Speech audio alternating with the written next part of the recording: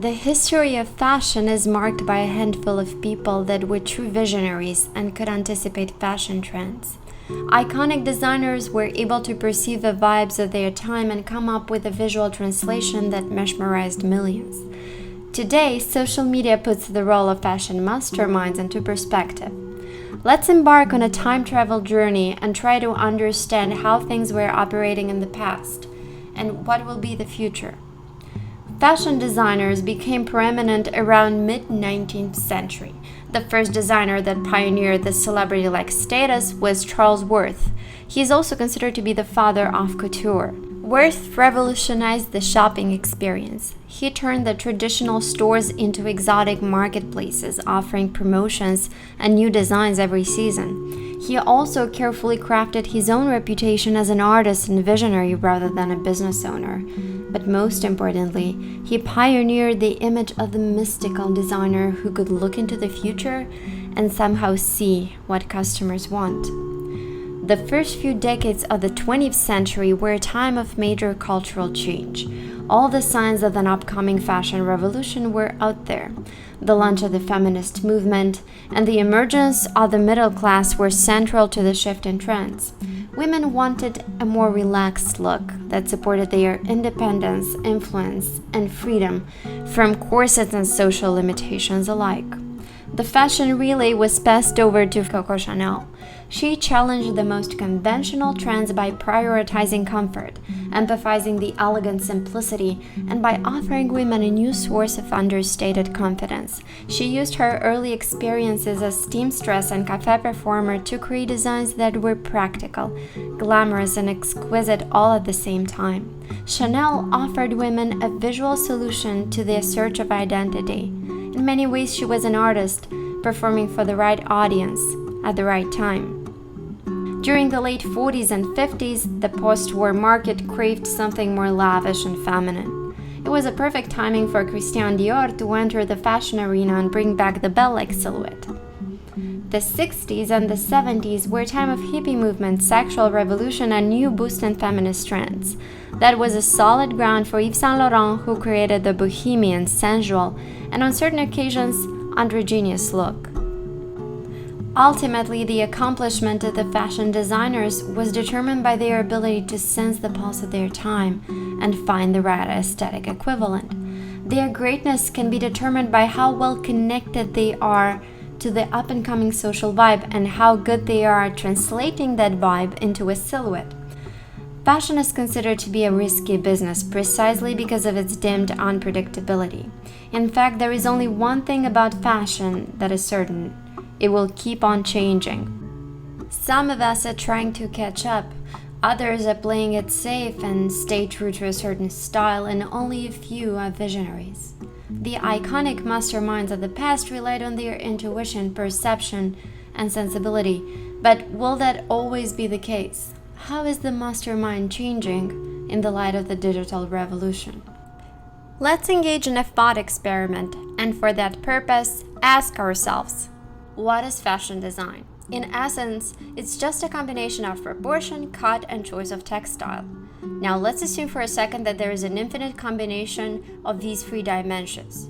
Say there is a huge mall that has all these possible combinations displayed on hangers. Now let's imagine that we allowed a statistically significant number of people selected from all around the world walk into that mall and pick 10 pieces for free. What would they pick? Acting as rational decision makers, they will pick something that is socially acceptable, flatters their body shape, and something that is practical or at least reasonably uncomfortable. They will also pick something that is on trend. Trends are all about frequency. Trends would be the elements that appear more often between selections made by different people. Now, let's assume that we run this experiment once a month, 5 years in a row, with the same exact diverse pool of people. We will notice that the key trends keep on changing. We will also notice that there is a small group of people who get the trends a few months or maybe a full year before the trends can be labeled as such.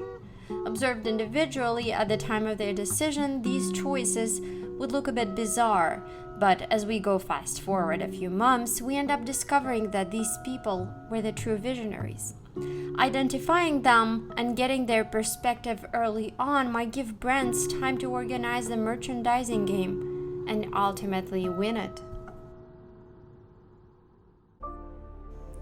Our thought experiment might come across as far-fetched, but in reality, we already have the universe of virtually unlimited options where people are picking things every single day. The beauty of a digital era is that everyone is ready to share their likes on Instagram, Pinterest, and Twitter. All the data is readily available, can be extracted and mined in a variety of ways. But who is going to do that? Is the new Coco Chanel or Yves Saint Laurent secretly analyzing data at 2 a.m.? Or is that going to be a nerd in a hoodie working out of a Starbucks? Can he be the new fashion mastermind? I'm your new quartermaster. You must be joking. Why? Because I'm not wearing a lab coat? Because you still have spots. My complexion is hardly relevant. Your competence is. Age is no guarantee of efficiency. And youth is no guarantee of innovation.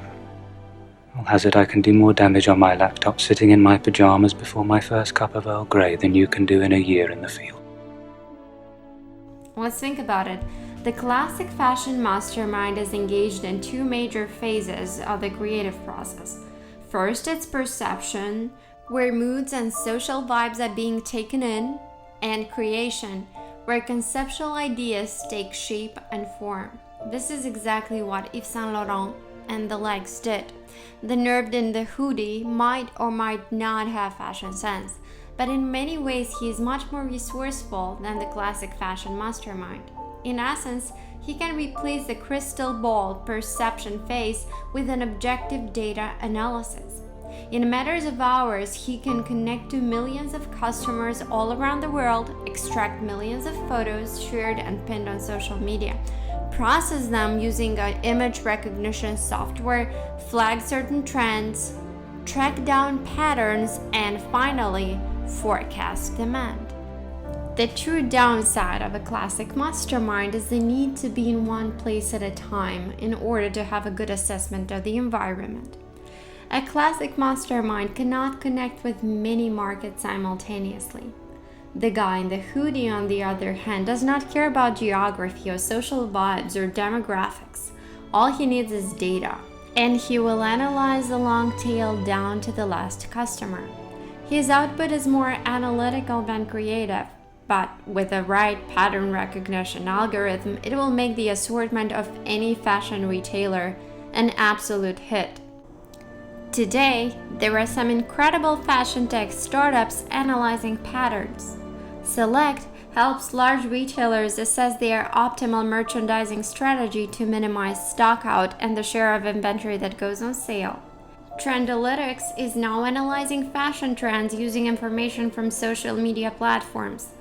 Pinterest is providing a number of new solutions that leverage the data collected on the platform. And with 100 million users, that's quite a bit of data. Things are slowly starting to change.